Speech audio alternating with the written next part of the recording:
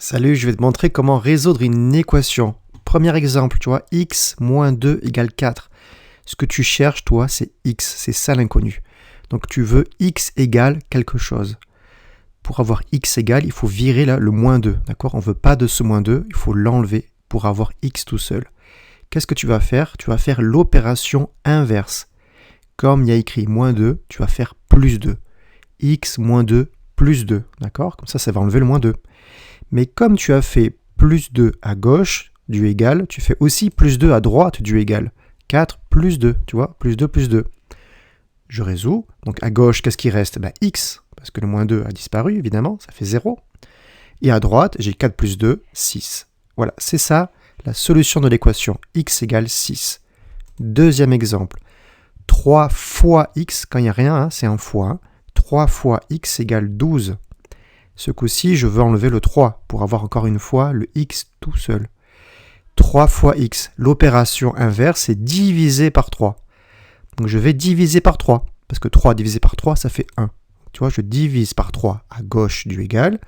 Donc je vais aussi diviser par 3 à droite du égal. 12 divisé par 3. Je résous. Donc là, à gauche, il ne reste plus que x. Ok. Et à droite, 12 divisé par 3, ça fait 4. Voilà, ça c'est la solution de cette équation.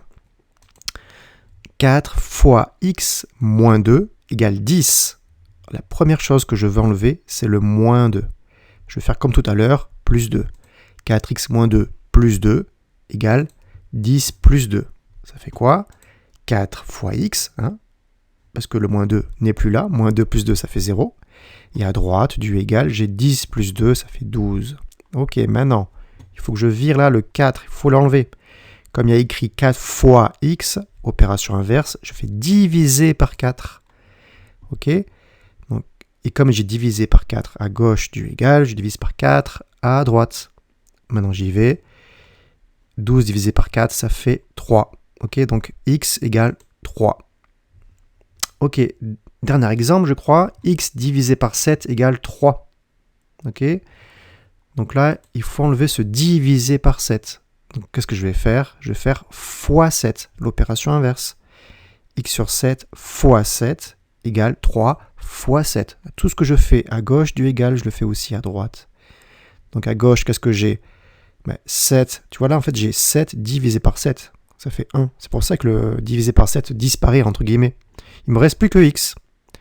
X égale 7 fois 3, 21. Voilà, c'est la solution de cette équation. On a trouvé que l'inconnu x, en fait, c'est 21. Voilà, n'hésite pas à refaire ces quelques exemples d'ici quelques jours pour être sûr d'avoir bien maîtrisé. À une prochaine, abonne-toi peut-être et à bientôt.